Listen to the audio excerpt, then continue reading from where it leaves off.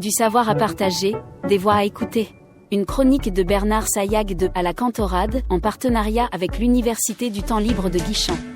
Une parenthèse curieuse et vivante pour explorer des sujets passionnants, racontés par celles et ceux qui aiment transmettre.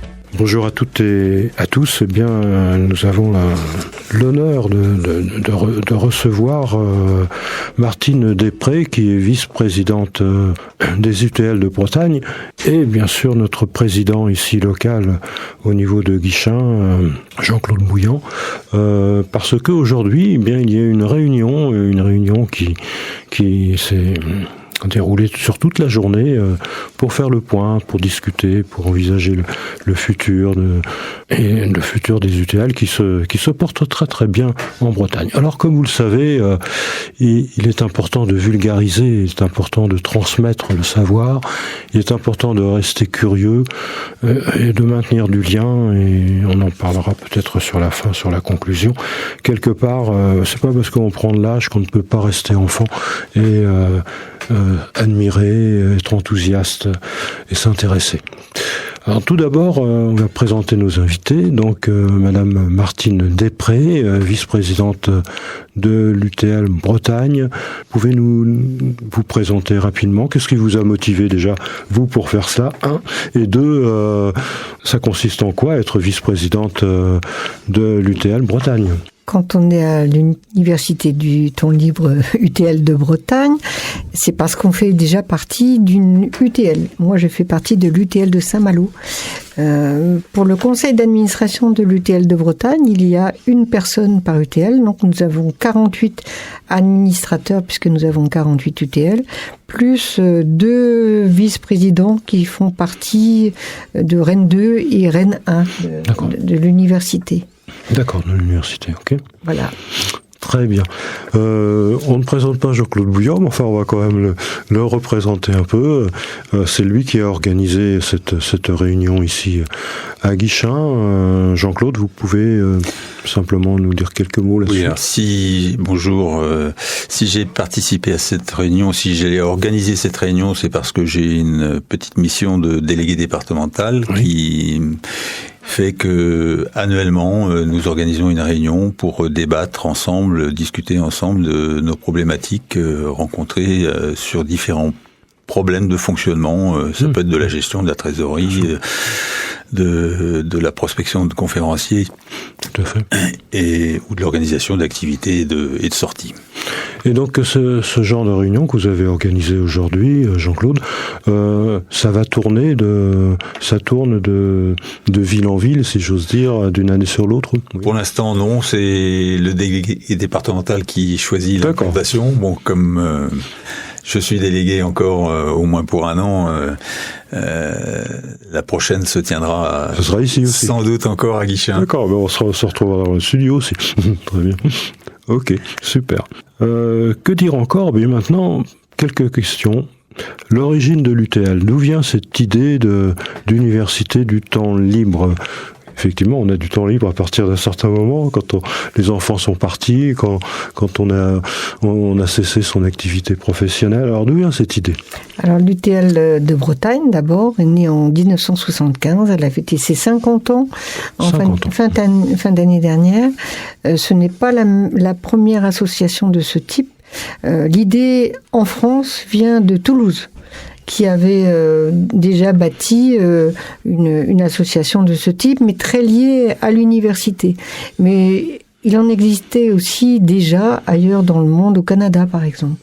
Voilà, donc nous sommes des suiveurs. Mais l'UTL de Bretagne a 50 ans en effet. D'accord. Quand vous dites très lié à l'université, l'autre fois j'étais allé à Avignon pour un exposé également, et c'était l'université d'Avignon qui organisait cela, c'était pas l'UTL. Non, parce que les organisations des UTL sont différentes de région en région. Nantes, par exemple, est aussi attachée à l'université. Nous, la Bretagne, c'est différent, parce que nous avons aussi, évidemment, 7 grandes écoles qui ont été à l'origine de l'UTL de Bretagne. Nous avons des rapports qui sont pas très proches. On sait qu'elles sont là, et la preuve, c'est que le vice-président de Rennes 2, est venu au dernier CA, mais nous ne sommes pas aussi liés que dans certaines régions. C'est-à-dire que c'est pas l'université qui organise l'UTL de Bretagne, on fait simplement appel à eux. Ce que j'ai vu à Avignon, c'était l'université qui organisait. Qui organisait, tout à fait. Tout à fait. Et à Nantes aussi, c'est ça? Oui, Nantes aussi, d'autres, Saint-Nazaire aussi, je crois, Caen, à un moment, la Bourgogne, enfin voilà. D'accord. Et donc, ça s'est développé un peu partout, dans toute la France, finalement. Oui. Beaucoup plus en Bretagne. Alors, la Bretagne a un système particulier, puisqu'elle a fédéré ses 48 UTL. Donc, ce qui a permis la création d'abord de petites entités dans des petites villes.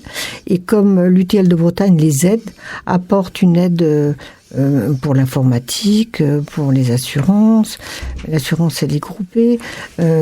Éventuellement pour des aides lorsqu'il y a des problèmes avec les avocats. Enfin, on sommes vraiment une fédération qui mettons en œuvre des systèmes pour faciliter le travail des 48 UTL. D'accord. Alors, une fédération, mais c'est centralisé quelque part. Alors, centralisé, c'était un bon mot, parce que maintenant, tout est dématérialisé, donc nous n'avons plus de bureau, nous avons une adresse postale qui reste à Beaulieu. D'accord, à Beaulieu, l'université de Beaulieu, Rennes. À l'université, toujours, oui. Qui n'est plus Rennes, maintenant c'est l'université de Rennes tout court. C'est devenu Rennes tout court. Ok. Alors, les missions, quelles missions se donne l'UTL? Des conférences, mais il y a bien d'autres activités également. Alors, chaque UTL est libre d'organiser ses propres activités. C'est vrai que la plupart du temps, ce sont des conférences, mais par exemple, à Saint-Malo, il y a 150 activités. C'est différent. 150, c'est énorme. Oui, parce que nous avons des cours de toutes sortes, des cours de langues orientales, par exemple. Si vous voulez faire de l'arabe, du russe, du chinois. Donc, on n'a pas besoin d'aller à l'université. Alors non, nous avons tout ce qu'il faut. En fait, chaque UTL est libre d'organiser ses activités. Voilà. Alors, on délivre des diplômes aussi ?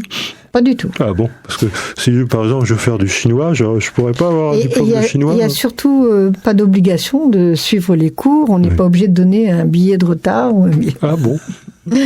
Alors, en fait, c'est l'utilisation du temps libre. L'UTL a changé plusieurs fois de nom. Avant, c'était Troisième Âge, mais non, c'est plus du tout ça. Maintenant, c'est vraiment l'université pour les personnes qui ont du temps libre. Alors justement, pour les personnes qui ont du temps libre, ça peut être des jeunes également? Tout à fait. Tout à fait. Oui, vous avez des jeunes? Oui.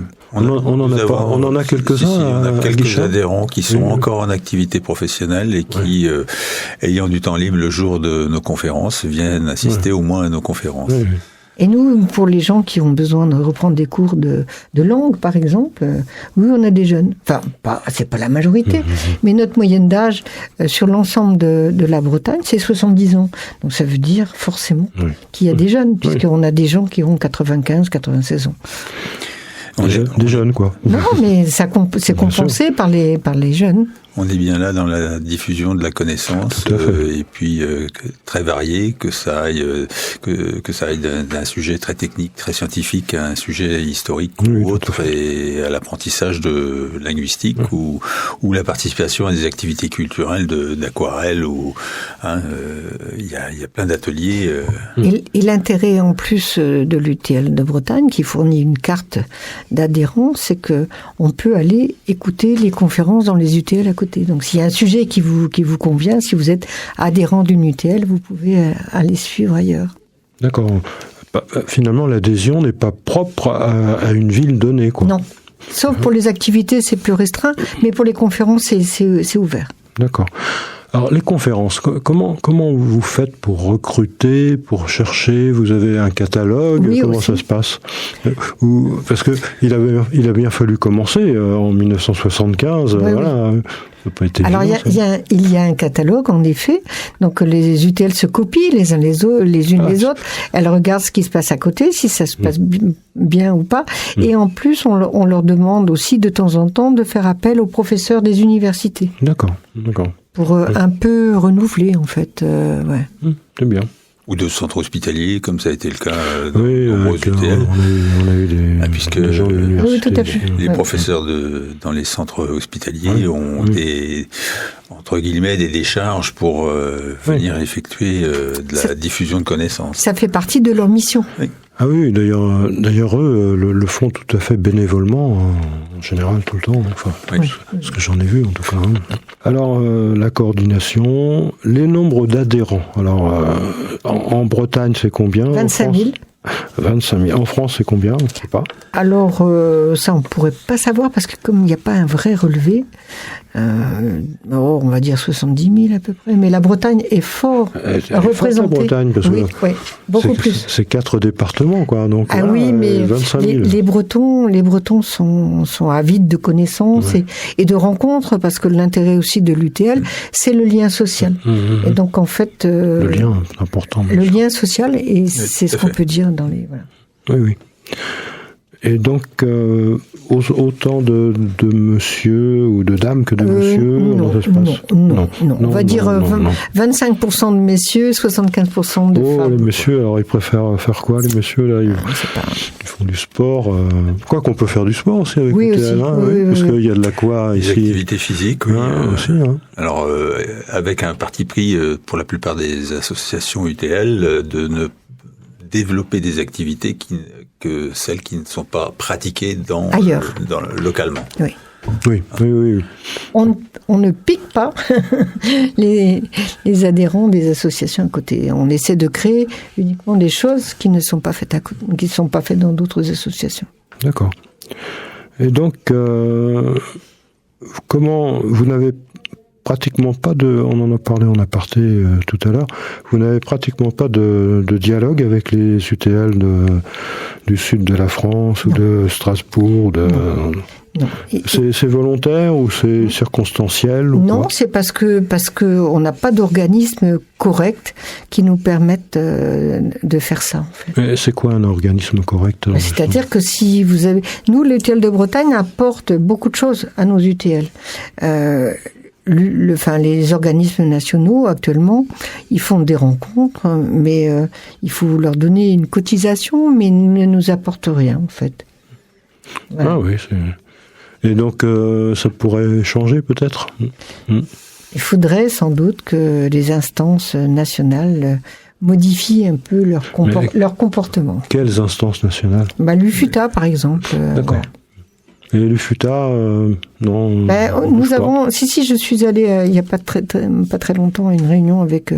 J'ai rencontré le président de l'UFUTA, mais il est bien conscient que le coût d'adhésion à l'UFUTA, c'est énorme par rapport à l'intérêt qu'il pourrait. Il le sait qu'il peut rien nous apporter.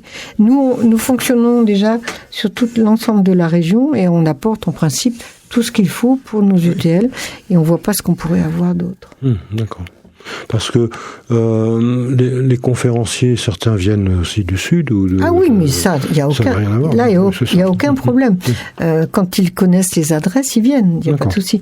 Enfin, ils viennent, mais il faut pas que ça nous coûte trop cher. Ah oui, ça coûte, ça c'est sûr, le déplacement. Voilà. Le déplacement, ça, on fait attention, ça. Ouais. Oui, bien sûr. Ok. Alors, on essaye de faire assez court parce que je sais que vous êtes très prise. Et donc, est-ce que vous avez un petit message à adresser à nos auditrices et nos auditeurs, aussi bien vous-même, Madame Després, que Jean-Claude? Bien, écoutez, si vous avez du temps libre, venez nous voir, vous y trouverez des activités. En fait, il n'y a absolument aucune limite, pas de limite de diplôme, pas de limite de... Voilà, c'est simplement rencontrer des gens, apprendre et vous tenir en forme. Se tenir en forme au niveau... Continuer à être curieux. Restez curieux, voilà. Restez curieux. Alors, apprenez. Alors, je reprends justement dans le cadre de la conclusion. Effectivement, restons curieux. Toujours se poser la question, comment se fait-il que? Et rester enthousiaste, émerveillé. Et finalement, c'est comme ça que l'on est. Je sais pas, vous avez peut-être été enseignant, avec des élèves de 6e, 5e. C'est toujours ça. Comment se fait-il qu'ils sont émerveillés devant une fourmi, devant une couleur, mais pourquoi cette couleur, etc. Et ça, c'est important de pouvoir le garder. Alors malheureusement, avec l'âge, bien, parfois on le perd. On le perd, pourquoi ? Bien, il y a la vie de famille, il y a les tracas, il y a le travail. Bien sûr, tous ces aspects-là font que ça perturbe. Et alors finalement, après, c'est ce que l'on disait tout à l'heure, si on a des enfants, bien un jour ils s'en vont, c'est normal, c'est la vie, ils s'envolent. Et puis notre activité professionnelle, on l'arrête. Alors effectivement, on a du temps libre. Et donc ce temps libre, on a l'opportunité de pouvoir redevenir curieux, peut-être alors qu'on l'était avant. Et si on garde ce fond, mais peut-être qu'aussi à l'UTL, vous allez sûrement compléter ce que je vais dire, à l'UTL, si on a un petit embryon de curiosité, peut-être que ça va stimuler à en avoir encore plus, non ? Oui, tout à fait. Et puis les rencontres, moi je suis pour les rencontres, et le fait que les gens viennent dans un lieu donné rencontrer les voisins, les voisines, enfin... Bien sûr. Ouais. Alors ici, enfin comme ailleurs, on organise des fêtes des voisins, les voisins vigilants, etc., par rapport à faire attention à l'autre, mais créer des liens. Après, eh bien les gens qui viennent à l'UTL, à des activités ou autres, peuvent ensuite se retrouver pour aller, je sais pas, au cinéma, au marché, n'importe, faire des tas de choses. En tous les cas, Madame Després et Jean-Claude, on vous remercie beaucoup, et ça va être donc dans la boîte, comme on dit, et donc les auditeurs et les auditrices vont pouvoir l'écouter. Ce sera mis donc sur l'ensemble de nos chroniques de l'UTL ici à Guichen, et on vous remercie beaucoup. Merci. Et vous êtes la bienvenue, si j'ai bien compris, l'année prochaine, peut-être. Je vous enverrai le lien à Madame Després pour qu'elle puisse... Absolument. Que je le diffuse. Je diffuserai également l'adresse à toutes les UTL départementales. D'accord. D'accord. Super. On vous souhaite à toutes et à tous un bon week-end. Merci Madame Després.